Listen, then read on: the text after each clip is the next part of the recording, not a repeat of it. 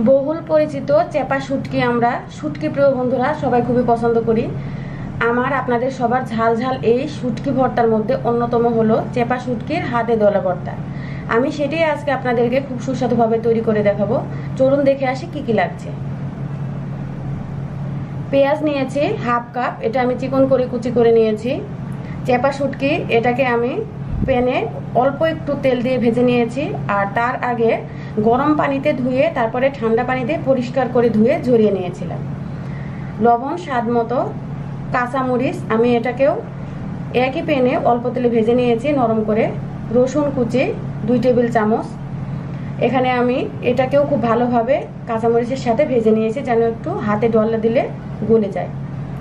ধনিয়া পাতা কুচি 3 টেবিল চামচ, পরিমাণ মতো সরিষার তেল। এখন এর পুরো প্রস্তুত প্রণালীতে আমি চলে যাচ্ছি। একটা পরিষ্কার বোলের মধ্যে আমি ভেজে নেওয়া কাঁচামরিচগুলো নিয়ে নিয়েছি। এখানে দিয়ে দেব স্বাদ মতো লবণ দিয়ে এটাকে খুব ভালোভাবে চটকে নিতে হবে।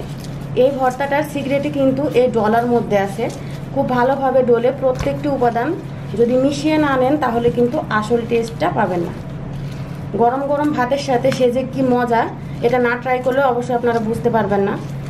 ট্রাই করবেন, আশা করি মজা লাগবে।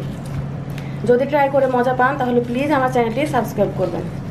ডলে নেওয়া হয়ে গেছে, এর সাথে আমি ভেজে নেওয়া রসুন কুচিগুলো দিয়ে আর একটু ডলে নিচ্ছি।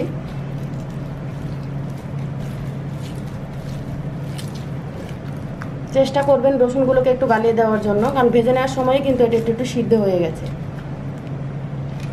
এবারে ভেজে নেওয়া শুটকিগুলো দিয়ে দিচ্ছি। মাছগুলো নিয়েও আমি এটাকে ডলে নিয়েছি, আর এর মধ্যে এখন দিয়ে দেব পেঁয়াজ। পেঁয়াজটা দেওয়ার পরে এটাকে খুবই ভালোভাবে ডলতে হবে যেন পেঁয়াজের ভিতরে রসগুলো বের হয়ে যায় আর ভর্তাটা একটু আঠালো আঠালো একটু রসা রসা ভাব আসে। এখন যেটা লাগছে ধনিয়া পাতা কুচি। ধনিয়া পাতা কুচিটা দিয়েও কিন্তু সেই আগের মতো ডলে নিতে হবে। এটার ফ্লেভারটাও কিন্তু কম মজা না।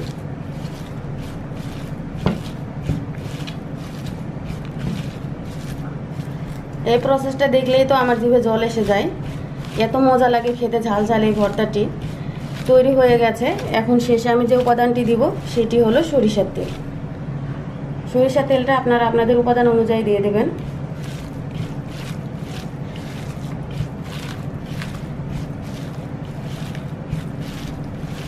ভর্তাটা এখন পুরোপুরি পরিবেশনের জন্য রেডি হয়ে গেছে।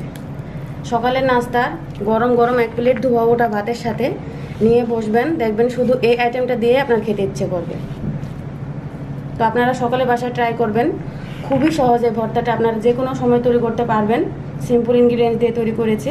ভালো লাগলে প্লিজ শেয়ার করবেন আপনাদের ফ্রেন্ডস এবং ফ্যামিলি মেম্বারের কাছে।